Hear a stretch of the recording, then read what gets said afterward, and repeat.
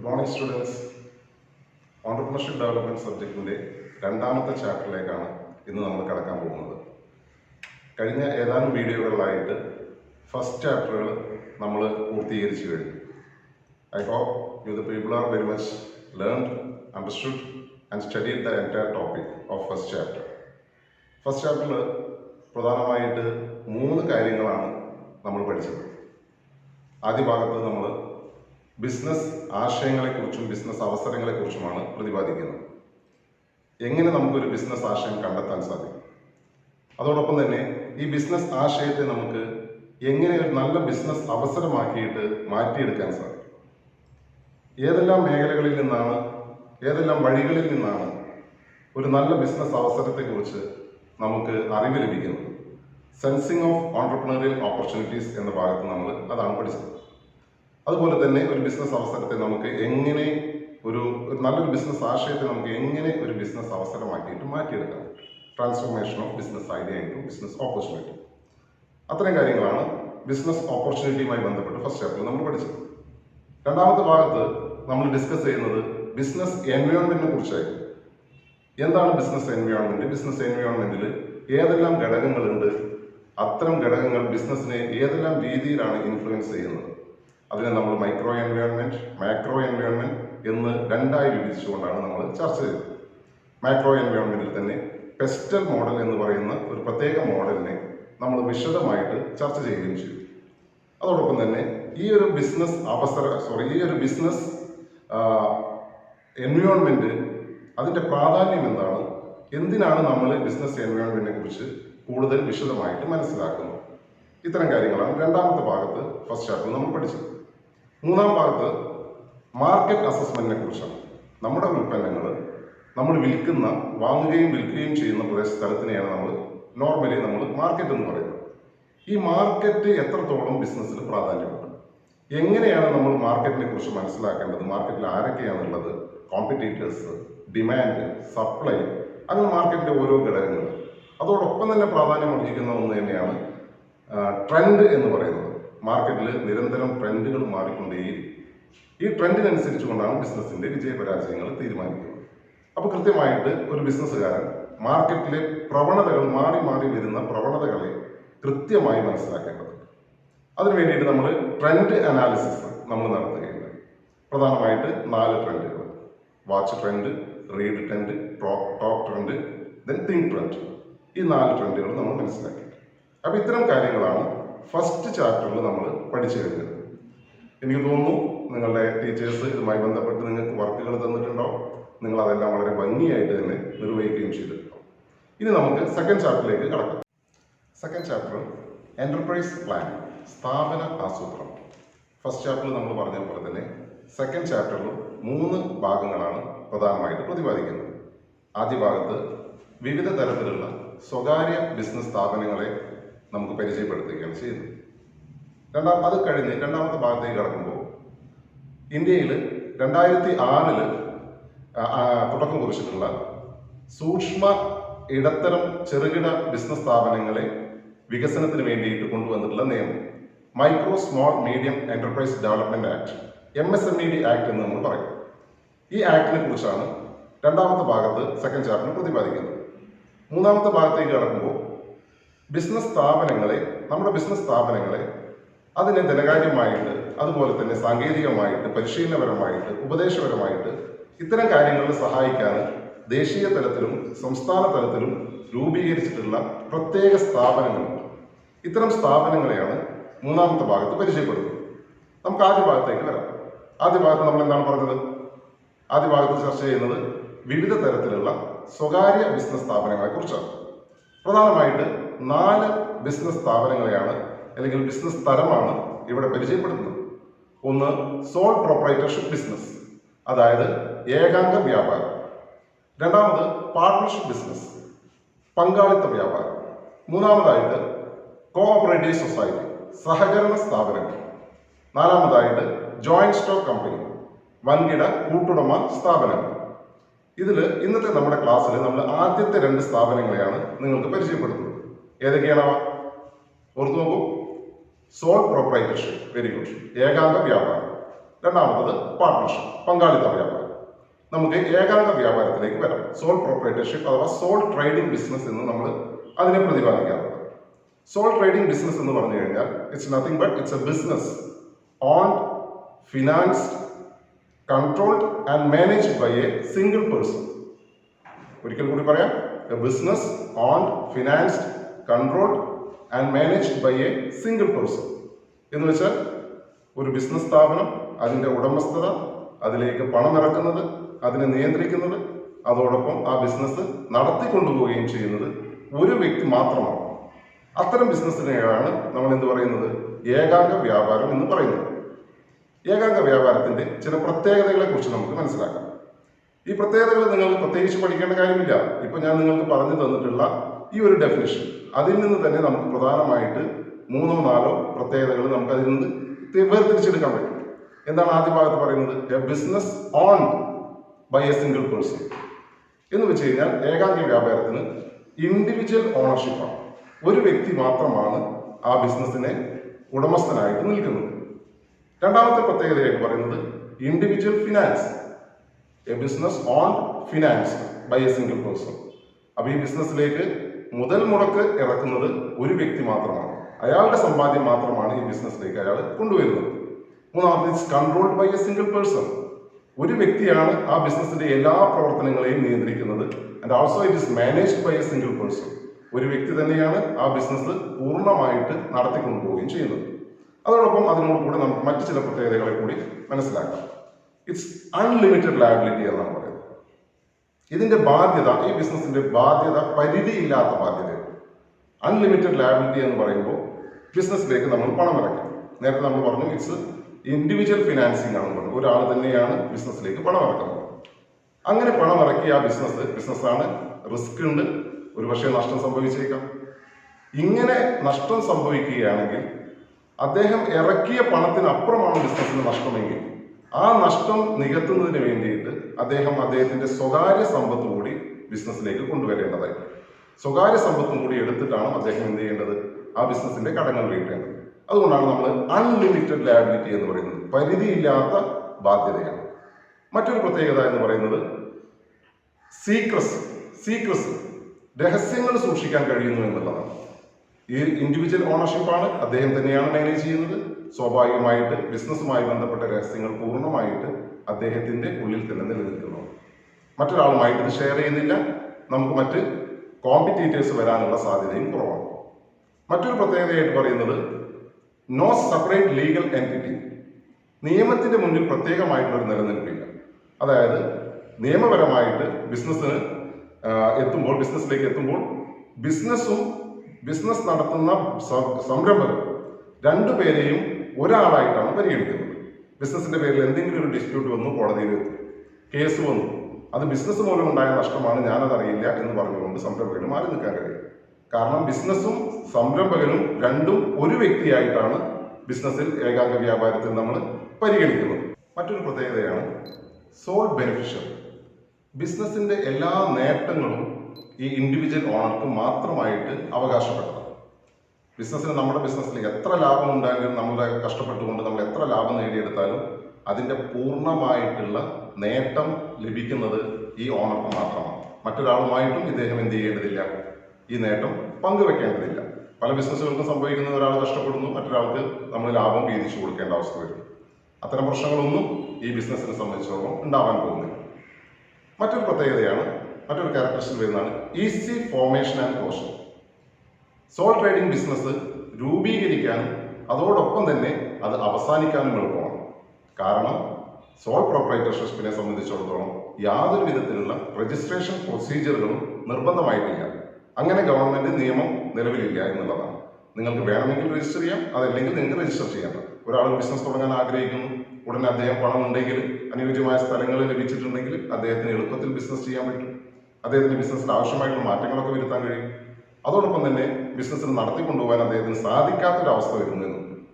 അപ്പോഴും ഇത് അവസാനിപ്പിക്കുന്നതിന് വേണ്ടി യാതൊരുവിധ നിയമപരമായിട്ടുള്ള ഫോർമാലിറ്റീസും ഫോളോ ചെയ്യേണ്ടില്ല. അദ്ദേഹത്തിന്റെ ബിസിനസ്സിന് ഷട്ടർ ഇടുന്നു, നാളെ തുറക്കുന്നില്ല, ഓക്കെ, ബിസിനസ് അവസാനിച്ചു. അപ്പൊ ഇതിനെ രൂപീകരിക്കാനും അതുപോലെ തന്നെ അവസാനിപ്പിക്കുകയും വളരെ എളുപ്പമുള്ള കാര്യമാണ്. അപ്പൊ ഇത്തരം കാര്യങ്ങളാണ് നമ്മൾ ഏകാംഗ വ്യാപാരത്തിന്റെ പ്രത്യേകതകളായിട്ട് നമ്മൾ പഠിക്കേണ്ടത്. ഇനി നമുക്ക് ഏകാംഗ വ്യാപാരത്തിന്റെ നേട്ടങ്ങളും ദോഷങ്ങളും എന്താണെന്ന് നമുക്കൊന്ന് പരിശോധിക്കാം. ഈ നേട്ടങ്ങളും ദോഷങ്ങളും പരിശോധിക്കുമ്പോൾ നമ്മൾ നേരത്തെ ഡിസ്കസ് ചെയ്തിട്ടുള്ള ചർച്ച ചെയ്തിട്ടുള്ള പല ക്യാരക്ടറിസ്റ്റിക്സിൽ വരുന്ന പ്രത്യേകതകളിൽ വരുന്ന കാര്യങ്ങളെ ചിലതൊക്കെ നേട്ടങ്ങളായിട്ട് നമുക്ക് പരിഗണിക്കാം, ചില കാര്യങ്ങളൊക്കെ ഇതിന്റെ ദോഷങ്ങളായിട്ട് പരിഗണിക്കാം. ഉദാഹരണത്തിന് ഈസി ഫോർമേഷൻ ആൻഡ് ക്ലോഷർ എന്ന് പറയുന്നത് അതിന്റെ ഒരു നേട്ടമാണ്. മറ്റു ബിസിനസ്സുകളെ പോലെ ഒരുപാട് ലീഗൽ ഫോർമാലിറ്റീസ് ഫോളോ ചെയ്യേണ്ടതില്ല.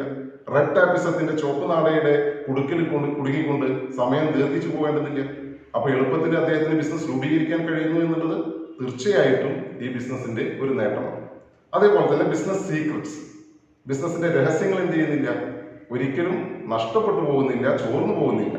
നമ്മൾ എന്തെങ്കിലും ഒരു പ്രത്യേക ബിസിനസ് ആരംഭിക്കുന്നു, അതിന്റെ പ്രത്യേകതകൾ കൊണ്ട് അത് മാർക്കറ്റിൽ വിജയിക്കും. ഇതിനെ അനുകരിച്ചുകൊണ്ട് മറ്റൊരാൾക്ക് ബിസിനസ് ചെയ്യാൻ കഴിയില്ല. കാരണം ഈ ബിസിനസിന്റെ സംബന്ധമായിട്ടുള്ള എല്ലാ രഹസ്യങ്ങളും ഇൻഡിവിജ്വൽ ഓണറായിട്ടുള്ള നമ്മളിൽ മാത്രം നിക്ഷിപ്തമാണ്. അതുകൊണ്ട് തന്നെ രഹസ്യങ്ങൾ സൂക്ഷിക്കാൻ കഴിയുന്നു എന്നുള്ളത് ഈ ബിസിനസിന്റെ വളരെ പ്രധാനപ്പെട്ട ഒരു നേട്ടമായിട്ട് നമുക്ക് പറയാൻ പറ്റും.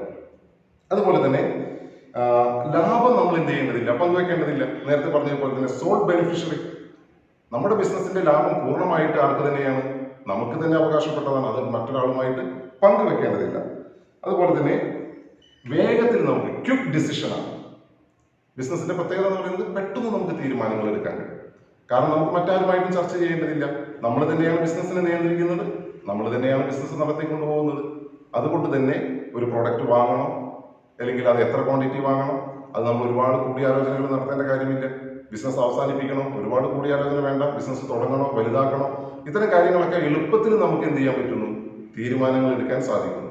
അപ്പോൾ പ്രധാനമായിട്ട് ഈ 4 പോയിന്റുകളെ നമുക്ക് ബിസിനസിന്റെ നേട്ടങ്ങളായിട്ട് പറയാൻ സാധിക്കും. ഇനി നമുക്ക് സോൾ പ്രൊപ്പറേറ്റർഷിപ്പിന്റെ ദോഷവശങ്ങൾ എന്തൊക്കെയാണ്. നേരത്തെ നമ്മൾ പ്രത്യേകതകളിൽ പ്രതിപാദിച്ച ഒരു പോയിന്റാണ് അൺലിമിറ്റഡ് ലയബിലിറ്റി, പരിധിയില്ലാത്ത ബാധ്യത. ഇത് ആക്ച്വലി നമ്മളെ സംബന്ധിച്ചിടത്തോളം ഒരു ദോഷമായിട്ട് ഭവിക്കാൻ സാധ്യതയുണ്ട്. കാരണം എന്താണ്, നമ്മൾ 10 ലക്ഷത്തിന്റെ പ്രോപ്പർട്ടി നമുക്കുണ്ട്, നമ്മൾ അതിൽ നിന്ന് 5 ലക്ഷം രൂപ എടുത്തിട്ട് ബിസിനസ് ചെയ്തു, ബിസിനസ് നടത്തിക്കൊണ്ടുപോയി നമ്മുടെ കഷ്ടകാലത്തിന് അല്ലെങ്കിൽ ചില സാങ്കേതിക പ്രശ്നങ്ങൾ കൊണ്ടോ മറ്റോ നമ്മുടെ ബിസിനസ് നഷ്ടത്തിലായി. അങ്ങനെ അത്തരം നഷ്ടങ്ങൾ വീട്ടണമെന്നുണ്ടെങ്കിൽ നമ്മൾ ഇറക്കിയ 5 ലക്ഷം മാത്രം തികയാതെ വരുന്ന ഒരവസ്ഥയിൽ നമ്മുടെ ബാക്കിയുള്ള പ്രോപ്പർട്ടി കൂടി നമുക്ക് എന്ത് ചെയ്യേണ്ടതായിട്ട് വരും, നമുക്ക് കൊടുത്തുകൊണ്ട് നമ്മുടെ നഷ്ടം നികത്തേണ്ടതായിട്ട് വരും. അപ്പൊ പരിധിയില്ലാത്ത ബാധ്യത എന്ന് പറയുന്നത് നമ്മുടെ ബിസിനസിനെ സംബന്ധിച്ചിടത്തോളം, ഏകാംഗ വ്യാപാരത്തിനെ സംബന്ധിച്ചിടത്തോളം ഒരു ലിമിറ്റേഷനാണ്, പോരായ്മയാണ്. അതേപോലെ തന്നെ ലാക്ക് ഓഫ് കണ്ടിന്യൂറ്റി, അതിന് തുടർച്ചയില്ല എന്നുള്ളതാണ്. അതായത് ഇവിടെ ഒരാളാണ് ബിസിനസിന്റെ എല്ലാ കാര്യങ്ങളും നടത്തിക്കൊണ്ടുപോകുന്നത്. സ്വാഭാവികമായിട്ട് അദ്ദേഹത്തിന് എന്തെങ്കിലും സംഭവിച്ചു കഴിഞ്ഞാൽ ആ ബിസിനസ് ഓട്ടോമാറ്റിക്കലി അവസാനിക്കും. പിന്നെ അദ്ദേഹത്തിന്റെ മകൻ അത് ഏറ്റെടുത്ത് നടത്തുക എന്ന് പറയുമ്പോൾ ഒരുപക്ഷെ മകൻക്ക് ഈ ബിസിനസിന്റെ എല്ലാ കാര്യങ്ങളും അറിയണമെന്നില്ല. അപ്പൊ അതുകൊണ്ട് തന്നെ തുടർച്ചയില്ല എന്നുള്ളൊരു പ്രശ്നം ഏകാംഗ വ്യാപാരത്തിനെ സംബന്ധിച്ച് വരുന്നത്. മൂലധന ദൗർലഭ്യം, capital, lack of capital, enough capital. കാരണം ഈ ബിസിനസ് നമ്മൾ ഡെഫിനിഷനിൽ പഠിച്ചു, business financed by a individual person. ഒരു വ്യക്തിക്ക് എത്രത്തോളം പണമാണ് ബിസിനസ്സിലേക്ക് കൊണ്ടുവരാൻ സാധിക്കുന്നത്, അതാണ് ആ ബിസിനസിന്റെ ക്യാപിറ്റലിന്റെ ലിമിറ്റ്. അപ്പൊ നമുക്കറിയാം, ഒരു വ്യക്തിക്ക് തനിയെ സ്വരൂപിക്കാൻ സാധിക്കുന്ന പണത്തിന് ഒരു പരിധിയുണ്ട്. അതിന്റെ അപ്പുറത്തേക്ക് അദ്ദേഹത്തിന് എന്ത് ചെയ്യാൻ കഴിയില്ല, ബിസിനസ്സിലേക്ക് പണം കൊണ്ടുവരാൻ സാധിക്കില്ല. അപ്പൊ ബിസിനസിന്റെ ക്യാപിറ്റലിന് ഒരു ചെറിയ പ്രശ്നം വരും. മറ്റേപോലെ തന്നെ ലാക്ക് ഓഫ് മാനേജീരിയൽ എഫിഷ്യൻസി, ആ വ്യക്തിയുടെ ബിസിനസ് നടത്തിക്കൊണ്ടുപോകുന്നതിലുള്ള കഴിവ്, അതിനെ ആശ്രയിച്ചിരിക്കുന്നു ബിസിനസ്. മാനേജ്മെന്റിന്റെ നൂതനമായിട്ടുള്ള ആശയങ്ങൾ, അറിവുകൾ, മാറി മാറി വരുന്ന സ്ഥിതിഗതികളെ കുറിച്ച് ഇദ്ദേഹം പൂർണ്ണമായിട്ട് അപ്ഡേറ്റഡ് അല്ല എങ്കിൽ അത്തരം ബിസിനസ്സുകൾക്ക് ഈ ഇൻഡിവിജ്വൽ മാനേജ്മെന്റ് എന്ന് പറയുന്ന പ്രശ്നം ഇവരെ ബാധിക്കുന്നതാണ്. അപ്പൊ മാനേജീരിയൽ എഫിഷ്യൻസിയെ നമുക്ക് മറ്റൊരു പോരായ്മയായിട്ട് പരിഗണിക്കാവുന്നതാണ്. അപ്പൊ ഇത്രയും കാര്യങ്ങളാണ് സോൾ ട്രേഡിങ്ങുമായി ബന്ധപ്പെട്ട് നമ്മൾ മനസ്സിലാക്കേണ്ടത്. നേരത്തെ പറഞ്ഞു, ഇതിന് രജിസ്ട്രേഷൻ നിർബന്ധമില്ല. ഓക്കെ, ഇനി നമുക്ക് അടുത്ത ഭാഗത്തേക്ക് കടക്കാം, രണ്ടാമത്തെ ഭാഗത്തേക്ക് കടക്കാം. പാർട്ട്ണർഷിപ്പ് ബിസിനസ്, പങ്കാളിത്ത വ്യാപാരം. പങ്കാളിത്ത വ്യാപാരം ബിസിനസ് എന്ന് പറഞ്ഞു കഴിഞ്ഞാൽ ഇന്ത്യൻ പാർട്ട്ണർഷിപ്പ് ആക്ട് പ്രകാരമാണ് പങ്കാളിത്ത ബിസിനസ് നിർവചിക്കപ്പെടുന്നത്. 1932 പാർട്ണർഷിപ്പ് ബിസിനസ് നിയമം ഇന്ത്യയിൽ നിലവിൽ വരുന്നത്. According to Indian Partnership Act 1932, section 4 defines partnership as the relation between two or more persons who have agreed to share the profits of a business carried on by all or any of them acting for all. This is the definition for partnership business as per the Indian Partnership Act. നമുക്കൊന്ന് detail ആയിട്ട് നോക്കാം. എന്താണ് partnership business? It's a business two or more persons sharing the profits of a business. രണ്ടോ അതിലധികമോ ആളുകൾ. ബിസിനസ്സിന് എന്ത് വേണം? ഏറ്റവും ചുരുങ്ങിയത് 2 വേണം, അല്ലെങ്കിൽ അതിലധികം ആളുകൾ. അധികം ആളുകൾ എന്ന് പറയുമ്പോൾ എത്ര വേണം? അവിടെയും ഒരു പരിധിയുണ്ട്. പുതിയ അമെൻമെന്റ് പ്രകാരം നേരത്തെ അത് 20 ആയിരുന്നു. പുതിയ അമെൻമെന്റ് പ്രകാരം അത് 100 പേരെയായിട്ട് വർദ്ധിപ്പിച്ചിട്ടുണ്ട്. അപ്പൊ 2 അതിലധികമോ ആളുകൾ തുടങ്ങുന്ന ബിസിനസ്സാണ്. അതായത് 2 മുതൽ 100 വരെ ആളുകൾ ഉൾക്കൊണ്ടുകൊണ്ട് തുടങ്ങുന്ന ബിസിനസ്സാണ് partnership. 2 or more persons who have. എന്തിനാണ് ഇവരിങ്ങനെ യോജിക്കുന്നത്? Agreed to share the profits of a business. ഒരു ബിസിനസ് നടത്തിക്കൊണ്ടുപോയി അതിന്റെ ലാഭങ്ങൾ പങ്കിടുന്നത്. അവിടെ നമ്മൾ മനസ്സിലാക്കേണ്ടത്, ലാഭങ്ങൾ പങ്കിടുക എന്ന് പറയുമ്പോൾ അതിൽ എന്തും കൂടി അടങ്ങിയിട്ടുണ്ട്. In case if it incurs loss, we have to share the loss also. അപ്പൊ ബിസിനസിന്റെ ലാഭനഷ്ടങ്ങൾ പങ്കിടുന്നതിന് വേണ്ടിയിട്ട് അവരുണ്ടാക്കുന്ന ഒരു എഗ്രിമെന്റ് ആണ് പാർട്ണർഷിപ്പ് ബിസിനസ്. ഇനി ബിസിനസ് എങ്ങനെ നടത്തിക്കൊണ്ടുപോകാം എന്നാണ് തുടർന്നുള്ള ഭാഗത്ത് ഡെഫിനിഷനിൽ പറയുന്നത്. Carried on by all. എന്ത് ചെയ്യാൻ പറ്റും? ഈ ബിസിനസ് എല്ലാവരും കൂടി ചേർന്നുകൊണ്ട് നടത്തിക്കൊണ്ടുപോകാൻ പറ്റും. 2 പാർട്ട്നേഴ്സ് ആണെങ്കിൽ 2 ആൾക്ക് നടത്താം, 4 പാർട്ട്നേഴ്സ് ആണെങ്കിൽ 4 ആൾ ചേർന്ന് നടത്താം, 10 ആണെങ്കിൽ 10 പേര് ചേർന്ന്. അങ്ങനെ എത്ര ആളുണ്ടോ അവർക്ക് എല്ലാവരും കൂടി ചേർന്നുകൊണ്ട് ഈ ബിസിനസ് നടത്തിക്കൊണ്ടുപോകാൻ പറ്റും. അതോടൊപ്പം തന്നെ carried on by all or any of them acting for all. അതിൽ ആരെങ്കിലും ഒരാളോ അല്ലെങ്കിൽ 1 or 2 ആളുകൾ മറ്റുള്ള ആളുകൾക്ക് വേണ്ടി കൂടി ഈ ബിസിനസ് നടത്തിക്കൊണ്ടുപോകാൻ സാധിക്കും. അത്തരത്തിൽ തുടങ്ങുന്ന ഒരു ബിസിനസ്സാണ് പാർട്ണർഷിപ്പ് ബിസിനസ് എന്ന് പറയുന്നത്.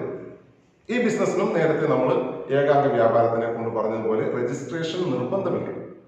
But it is better to have a registered firm. നമ്മളൊരു രജിസ്റ്റർ ചെയ്യുന്ന ബിസിനസ് തുടങ്ങുന്നതാണ് എപ്പോഴും നല്ലത്. എന്തുകൊണ്ടാണ്? അത് നമുക്ക് പരിശോധിക്കാം. രജിസ്റ്റർ ചെയ്യുന്നുണ്ടെങ്കിൽ നമ്മൾ എന്ത് ചെയ്യണം? We have to submit or file a signed application of the partners. നമ്മൾ എന്ത് ചെയ്യണം? രജിസ്ട്രാർക്ക് എല്ലാ പാർട്ട്നേഴ്സും കൂടി ഒപ്പിട്ട ഒരു അപേക്ഷാ ഫോം സമർപ്പിക്കണം. ആ അപേക്ഷാ ഫോറത്തിൽ നമ്മൾ എന്തൊക്കെ ഉൾപ്പെടുത്തണം? നമ്മുടെ സ്ഥാപനത്തിന്റെ പേര് വേണം, നമ്മുടെ സ്ഥാപനത്തിലെ പാർട്ട്നേഴ്സിന്റെ പേര് വേണം, അവരുടെ അഡ്രസ്സ് വേണം, അവര് ബിസിനസ്സിലേക്ക് ജോയിൻ ചെയ്ത തീയതികൾ വേണം. അതേപോലെ ബിസിനസ്സുമായി ബന്ധപ്പെട്ട പ്രവർത്തനങ്ങളെ കുറിച്ചാണ് നമ്മൾ അപേക്ഷാ ഫോമിൽ കാണിക്കുന്നത്. അതോടൊപ്പം തന്നെ നമ്മൾ ഈ ബിസിനസ് എത്ര കാലാവധിക്കാണ് നമ്മൾ ഈ ബിസിനസ് തുടങ്ങുന്നത് എന്നുള്ള ഡ്യൂറേഷൻ കൂടി നമ്മൾ അതിൽ മെൻഷൻ ചെയ്യും. അങ്ങനെ നമ്മൾ സൈൻ ചെയ്തൊരു ആപ്ലിക്കേഷൻ കൊടുക്കുക. അതോടൊപ്പം ഒരു നിശ്ചിത ഫീസും കൊടുക്കണം. കുറച്ച് അനുബന്ധ രേഖകൾ കൂടി നമ്മൾ സബ്മിറ്റ് ചെയ്യേണ്ടതുണ്ട്. രജിസ്ട്രേഷൻ വേണമെന്നുണ്ടെങ്കിൽ അതിൽ ഒന്ന് ഡിക്ലറേഷനാണ്. നമ്മൾ ഒരു നിശ്ചിത ഒരു ഫോമുണ്ട്, ഒരു പ്രിസ്ക്രൈബ്ഡ് ഫോർമാറ്റിലുള്ള ഒരു സത്യവാങ്മൂലം എല്ലാ പാർട്ട്നേഴ്സും സൈൻ ചെയ്തുകൊണ്ടുള്ള ഒരു സത്യവാങ്മൂലം സമർപ്പിക്കണം. അതോടൊപ്പം തന്നെ ഒരു പാർട്ണർഷിപ്പ് ഡീഡ് ഉണ്ടോ? നമ്മുടെ പാർട്ട്നേഴ്സ് നേരത്തെ നമ്മൾ ഡെഫിനിഷനിൽ പറഞ്ഞു, ഒരു എഗ്രിമെന്റിന്റെ അടിസ്ഥാനത്തിലാണ് ഇവർ ഒന്നിക്കുന്നത്. ആ എഗ്രിമെന്റ് ആണ് പാർട്ണർഷിപ്പ് ഡീഡ് എന്ന് പറയുന്നത്. ആ പാർട്ണർഷിപ്പ് ഡീഡ് വേണം. നേരത്തെ പറഞ്ഞ പോലെ നിശ്ചിത ഫോർമാറ്റിലുള്ള ഒരു സത്യവാങ്മൂലം വേണം. അതോടൊപ്പം തന്നെ നമ്മൾ ബിസിനസ് നടത്തുന്ന സ്ഥലത്തിന്റെ അത് നമ്മൾ വാങ്ങിയിട്ടുണ്ടെങ്കിൽ അതിന്റെ ലാൻഡ് ഓണർഷിപ്പ് സർട്ടിഫിക്കറ്റ് കൂടി നമ്മൾ ഇതിനോടൊപ്പം സമർപ്പിക്കും. ഇത് നമ്മുടെ രജിസ്ട്രാർ പരിശോധിക്കുന്നു. അതിൽ അവർ സംതൃപ്തരാണെങ്കിൽ നമുക്ക് രജിസ്ട്രേഷൻ പ്രൊസീജിയർ നമ്മൾ കംപ്ലീറ്റ് ആയി നമുക്ക് രജിസ്ട്രേഷൻ അനുവദിക്കും. അപ്പൊ അത്തരത്തിൽ നമുക്ക് രജിസ്ട്രേഷൻ നടപടികൾ പൂർത്തീകരിക്കാൻ നമ്മൾ ആഗ്രഹിക്കുന്നുണ്ട് എങ്കിൽ ഓക്കെ. ഇനി നമുക്ക് പാർട്ണർഷിപ്പ് ബിസിനസിന്റെ പ്രത്യേകതകളിലേക്ക് കടക്കാം. നേരത്തെ പറഞ്ഞ പോലെ നമ്മുടെ ഡെഫിനിഷനിൽ തന്നെ നമുക്ക് കുറെ പ്രത്യേകതകളെ കണ്ടെത്താൻ കഴിയും. Agreed to or more person agreed on certain conditions ആണ്. ചില നിബന്ധനകളുടെ അടിസ്ഥാനത്തിൽ അവർ ഉണ്ടാക്കിയിട്ടുള്ള ഒരു എഗ്രിമെന്റ് ആണ്. അപ്പൊ ഒരു എഗ്രിമെന്റ് നിർബന്ധമാണ്. പാർട്ണർഷിപ്പ് ബിസിനസ് എന്ത് വേണം? ഒരു എഗ്രിമെന്റ് വേണം. എഗ്രിമെന്റിന്റെ ഒരു ഓപ്ഷൻ ഉണ്ട്. It may be oral or return. നമുക്ക് വാക്കാലുള്ള എഗ്രിമെന്റ് ആവാം, അതല്ലെങ്കിൽ എഴുതി രേഖപ്പെടുത്തിയിട്ടുള്ള എഗ്രിമെന്റ് ആവാം. എപ്പോഴും ഏതാണ് നല്ലത്? നിങ്ങളുടെ അഭിപ്രായത്തിൽ ഏതാണ് നല്ലത്? യെസ്, റിട്ടേൺ എഗ്രിമെന്റ് ആണ് എപ്പോഴും നമുക്ക് നല്ലത്. കാരണം ഓറൽ എഗ്രിമെന്റ് ആകുമ്പോൾ സ്വാഭാവികമായിട്ടും ആളുകൾ നാളെ എന്തെങ്കിലും ഡിസ്പ്യൂട്ട് വരുമ്പോൾ ഞാൻ അങ്ങനെ പറഞ്ഞിട്ടില്ല, ഞാൻ അങ്ങനെ ചെയ്തിട്ടില്ല എന്ന് പറഞ്ഞിട്ട് മാറി നിൽക്കാം. പക്ഷേ റിട്ടേൺ എഗ്രിമെന്റ് ആണെങ്കിൽ നമ്മുടെ കയ്യിൽ എന്തുണ്ട്? ഒരു സോളിഡ് പ്രൂഫ് ഉണ്ട്. നമുക്കത് കാണിച്ചുകൊണ്ട് നമ്മുടെ വാദത്തിനെ നമുക്ക് ന്യായീകരിക്കാൻ പറ്റും. അപ്പോൾ ഒരു എഗ്രിമെന്റ് വേണം. അതോടൊപ്പം തന്നെ പ്രോഫിറ്റ് ഷെയറിംഗ്.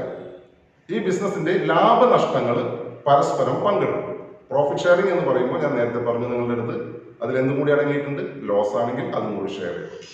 എങ്ങനെയാണ് ഈ പ്രോഫിറ്റ് ഷെയർ ചെയ്യുന്നത്? അത് ഇവർക്കിടയിൽ ഒരു എഗ്രിമെന്റിന്റെ അടിസ്ഥാനത്തിൽ ഇവരൊരു റേഷ്യോ തീരുമാനിച്ചിട്ടുണ്ട്. ആ റേഷ്യോയുടെ അടിസ്ഥാനത്തിലാണ് ഇവർ ലാഭനഷ്ടങ്ങൾ പങ്കിടേണ്ടത്. മറ്റൊരു കാര്യം ശ്രദ്ധിക്കേണ്ടത് utmost good faith in between the partners. പാർട്ട്നേഴ്സിന്റെ ഇടയിൽ പരമമായ ഉത്തമ വിശ്വാസം നിലനിർത്തുക എന്നുള്ളത് വളരെ പ്രധാനമാണ്. ഒരാൾ മറ്റൊരാളെ പറ്റിക്കണം, വഞ്ചിച്ചുകൊണ്ട് അയാൾക്ക് തന്നെ സമ്പാദിക്കണം എന്നുള്ള ഉദ്ദേശത്തിൽ തെറ്റായ പ്രവണതകളിലൂടെ ബിസിനസ്സിൽ ഇടപെടാൻ പാടില്ല. പരസ്പരമായ ഉത്തമമായ വിശ്വാസത്തോടു കൂടിയാണ് പാർട്ണർഷിപ്പ് ബിസിനസ് നിലനിന്ന് പോകുന്നത്. അതിനെയാണ് നമ്മൾ അറ്റ്മോസ്റ്റ് ഗുഡ് ഫെയ്ത്ത് എന്ന് പറയുന്നത്. മറ്റൊരു പ്രത്യേകത എന്ന് പറയുന്നത് നമ്മൾ സോൾ ട്രേഡിംഗ് ബിസിനസ്സിൽ പഠിച്ച അതേ കാര്യം തന്നെയാണ് അൺലിമിറ്റഡ് ലയബിലിറ്റി എന്ന് വെച്ചാൽ പരിധിയില്ലാത്ത ബാധ്യത. നിങ്ങൾ ഓർക്കുന്നുണ്ടാവുമെന്ന് കരുതുന്നു. എന്താണ് പരിധിയില്ലാത്ത ബാധ്യത? ഒന്ന് ഓർത്തു നോക്കൂ. യെസ്, ബിസിനസ്സിലേക്ക് അയാൾ ഇറക്കിയ പണം ആ ബാധ്യതകൾ കൊടുത്തു തീർക്കാൻ തികയാതെ വരുന്ന ഘട്ടത്തിൽ അദ്ദേഹത്തിന്റെ സ്വകാര്യ സ്വത്തുക്കൾ എടുത്തുകൊണ്ട് ബാധ്യതകളെ വീട്ടേണ്ടതായിട്ട് വരും. അതിനെയാണ് നമ്മൾ എന്ത് പറയുന്നത്? പരിധിയില്ലാത്ത ബാധ്യത. ആ പ്രത്യേകത സോൾ ട്രേഡിംഗ് ബിസിനസ്സിന് എന്ന പോലെ തന്നെ പാർട്ണർഷിപ്പ് ബിസിനസ്സിനും ബാധകമാണ്. മറ്റൊരു കാര്യം നോൺ ട്രാൻസ്ഫറബിലിറ്റി ഓഫ് ഷെയർസ്. ഒരാൾക്ക് അയാളുടെ ഓഹരികൾ, ബിസിനസ്സിലുള്ള അയാളുടെ താല്പര്യം, അയാളുടെ ഇഷ്ടാനുസരണം മറ്റൊരാൾക്ക് കൈമാറാൻ സാധ്യമല്ല. എ ബി രണ്ട് വ്യക്തികൾ, ഇവർ തമ്മിൽ പാർട്ണർഷിപ്പ് ബിസിനസ് തുടങ്ങി. കുറച്ച് കഴിഞ്ഞപ്പോൾ എ എന്ത് ചെയ്യുന്നു? സി എന്ന് പറയുന്ന മറ്റൊരു വ്യക്തിക്ക് അദ്ദേഹത്തിന്റെ ഷെയർ കൊടുക്കുന്നു. പിറ്റേ ദിവസം കട തുറന്നു നോക്കിയപ്പോൾ എ കാണുന്നത് എന്താണ്? കടയിൽ ബീനെ കാണുന്നില്ല, പകരം സി എന്ന് പറയുന്ന മറ്റൊരാൾ. എന്താണ് ഇവിടെ നിന്ന് ചോദിക്കുമ്പോൾ അദ്ദേഹം പറയുന്നത്, ഞാൻ ബീന്റെ അടുത്ത് നിന്ന് ഷെയർ വാങ്ങിയിട്ടുണ്ട്, ഇനി ഞാനാണ് പാർട്ണർ. അത് ഇവിടെ സാധ്യമല്ല. ഇവിടെ ഒരിക്കലും ഒരു പാർട്ണർക്ക് മറ്റു പാർട്ട്നേഴ്സിന്റെ അനുമതിയില്ലാതെ എഗ്രിമെന്റിൽ പാർട്ണർഷിപ്പ് ഡീഡിൽ ആവശ്യമായ മാറ്റങ്ങൾ വരുത്താതെ അദ്ദേഹത്തിന്റെ ഷെയറുകൾ മറ്റൊരാൾക്ക് കൈമാറാൻ സാധ്യമല്ല. അതിനെയാണ് നമ്മൾ നോൺ ട്രാൻസ്ഫറബിലിറ്റി ഓഫ് ഷെയർസ് എന്ന് പറയുന്നത്. കണ്ടിന്യൂറ്റി, അത് നമ്മൾ ഏകാംഗ വ്യാപാരത്തിൽ ചർച്ച ചെയ്ത അതേ പോയിന്റ്. സ്ഥായിയായിട്ടുള്ള ഒരു നിലനിൽപ്പ് പാർട്ണർഷിപ്പ് ബിസിനസ്സിനും ഉണ്ടാവാൻ സാധ്യതയില്ല. കാരണം ഇതൊരു എഗ്രിമെന്റിന്റെ അടിസ്ഥാനത്തിലാണ്. ആർക്കിടയിലാണ് എഗ്രിമെന്റ്? പാർട്ട്നേഴ്സിന്റെ ഇടയിലാണ് എഗ്രിമെന്റ്. ഇതിൽ ഏതെങ്കിലും ഒരു പാർട്ട്നേഴ്സ് എഗ്രിമെന്റിന്, നിയമപരമായ എഗ്രിമെന്റിന് നിലനിൽക്കുന്ന ഒരു അവസ്ഥയിലല്ല എങ്കിൽ, ഒരുപക്ഷെ മരണപ്പെടാം, അദ്ദേഹം എഗ്രിമെന്റിൽ നിന്ന് ഔട്ടായി, പാർട്ണർഷിപ്പ് ബിസിനസ് അവസാനിക്കും. അതല്ലെങ്കിൽ അദ്ദേഹത്തിന് ബുദ്ധിഭ്രമം സംഭവിക്കാം, അദ്ദേഹം നിയമപരമായി പാപ്പരായി പോകാം. ഇങ്ങനെയുള്ള ഘട്ടങ്ങളിലൊക്കെ ഈ ബിസിനസ് ഓട്ടോമാറ്റിക്കലി അവിടെ അവസാനിക്കുന്നു. അതുകൊണ്ട് തന്നെ തുടർച്ചയില്ല എന്ന് പറയുന്ന ഒരു പ്രശ്നം പാർട്ണർഷിപ്പ് ബിസിനസ്സിനുണ്ട്. അതും നമുക്ക് പാർട്ണർഷിപ്പ് ബിസിനസിന്റെ ഒരു പ്രത്യേകതയായിട്ട് മനസ്സിലാക്കാം. അപ്പോൾ എഗ്രിമെന്റ് വേണം, ലാഭങ്ങൾ പങ്കിടണം, പ്രോഫിറ്റ് ഷെയറിംഗ് വേണം, അറ്റ്മോസ്റ്റ് ഗുഡ് ഫെയ്ത്ത്, പരമമായ ഉത്തമ വിശ്വാസം പാർട്ട്നേഴ്സിന്റെ ഇടയിൽ നിലനിർത്താൻ കഴിയണം, അൺലിമിറ്റഡ് ലയബിലിറ്റിയാണ്, പരിധിയില്ലാത്ത ബാധ്യതയാണ് പാർട്ണർഷിപ്പ് ബിസിനസ്സിന്, നോൺ ട്രാൻസ്ഫറബിലിറ്റി ഓഫ് ഷെയർസ്, ഒരാളുടെ ഷെയർ താല്പര്യം മറ്റൊരാൾക്ക് അയാളുടെ ഇഷ്ടത്തിന് കൈമാറാൻ സാധ്യമല്ല, കണ്ടിന്യൂറ്റി, ലാക്ക് ഓഫ് കണ്ടിന്യൂറ്റി, ഇതിന് തുടർച്ചയില്ല എന്നുള്ള പ്രത്യേകതകൾ. ഇത്തരം കാര്യങ്ങളാണ് പാർട്ണർഷിപ്പ് ബിസിനസിന്റെ പ്രത്യേകതകളായിട്ട് നമ്മൾ മനസ്സിലാക്കേണ്ടത്. ഓക്കെ, ഇനി നമുക്ക് നേരത്തെ പറഞ്ഞതുപോലെ ഇതിന്റെ നേട്ടങ്ങളും ദോഷങ്ങളെ കുറിച്ച് ചർച്ച ചെയ്യാം. ഇവിടെ പ്രത്യേകതകളിലെ ചില കാര്യങ്ങളൊക്കെ നേട്ടങ്ങളായിട്ടുണ്ടാവാം, ചില കാര്യങ്ങൾ ദോഷങ്ങളായിട്ടുണ്ടാവാം. നമുക്കിപ്പോൾ ചർച്ച ചെയ്യാം എന്തൊക്കെയാണ് പാർട്ണർഷിപ്പ് ബിസിനസിന്റെ നേട്ടങ്ങൾ, അഡ്വാൻറ്റേജസ് അല്ലെങ്കിൽ മെറിറ്റ്സ്. ഒന്ന്, ലാർജ് റിസോഴ്സ് ആണ്. വലിയ വിഭവമാണ് പാർട്ണർഷിപ്പ് ബിസിനസ്സിന് ഉണ്ടാവുന്നത് in compared to the sole trading business. ഇവിടെ നമ്മൾ ഇതിനെ ചർച്ച ചെയ്തത് സോൾ ട്രേഡിംഗുമായിട്ട് താരതമ്യം ചെയ്തുകൊണ്ടാണ്. കാരണം സോൾ ട്രേഡിംഗിൽ ഇൻഡിവിജ്വൽ ഫിനാൻസിങ് ആയി, അല്ലേ? നമ്മൾ നേരത്തെ അതിന് പറഞ്ഞ പ്രത്യേകതയാണ് ഇൻഡിവിജ്വൽ ഫിനാൻസിങ്. പക്ഷേ പാർട്ണർഷിപ്പ് ബിസിനസ്സിലേക്ക് എത്തുമ്പോൾ എന്തുണ്ട്?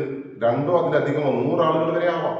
അപ്പോൾ ഓട്ടോമാറ്റിക്കലി അത്തരം ആളുകളുടെ വിഭവങ്ങൾ, അവരുടെ അധ്വാനം, അവരുടെ ധനം, അതൊക്കെ ബിസിനസ്സിലേക്ക് കൊണ്ടുവരാൻ സാധിക്കും.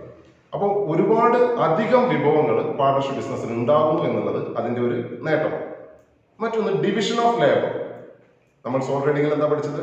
Individual management, individual control. ഒരാളാണ് നിയന്ത്രിക്കുന്നത്, അയാളാണ് നടത്തിക്കൊണ്ടുപോകുന്നത്. എന്നാൽ പാർട്ണർഷിപ്പിൽ നമുക്ക് എന്ത് സാധിക്കും? ഒരാളല്ല, പരമാവധി 100 വരെ ആളുകൾ ഉണ്ടാവാം. അപ്പൊ ഈ ആളുകൾക്കിടയിൽ ബിസിനസിന്റെ ഓരോ പ്രവർത്തനങ്ങളെയും പരസ്പരം വീതിച്ചു കൊടുക്കാൻ സാധിക്കും. ഒരാൾ പർച്ചേസ് കാര്യങ്ങൾക്ക് നോക്കാം, മറ്റൊരാൾ പ്രൊഡക്ഷൻ കാര്യങ്ങൾ നോക്കാം, മറ്റൊരാൾ അക്കൗണ്ട്സ് കാര്യങ്ങൾ നോക്കാം. അങ്ങനെ ബിസിനസിന്റെ വിവിധ പ്രവർത്തനങ്ങളെ നമുക്ക് എന്ത് ചെയ്യാൻ പറ്റും? ഓരോ പാർട്ട്നേഴ്സിന്റെ ഇടയിൽ വീതിച്ചു കൊടുക്കാൻ പറ്റും. അതിനെയാണ് നമ്മൾ ഡിവിഷൻ ഓഫ് ലേബർ എന്ന് പറയുന്നത്. ദെൻ എഫിഷ്യന്റ് മാനേജ്മെന്റ്, നല്ല ഭരണം നടത്താൻ കഴിയും. അവിടെ നമ്മൾ കമ്പയർ ചെയ്യുന്നത് ഇൻഡിവിജ്വൽ ഓണർഷിപ്പിനെയാണ്. അവിടെ ഒരു വ്യക്തി മാത്രമാണ് ബിസിനസ് മാനേജ് ചെയ്യുന്നത്.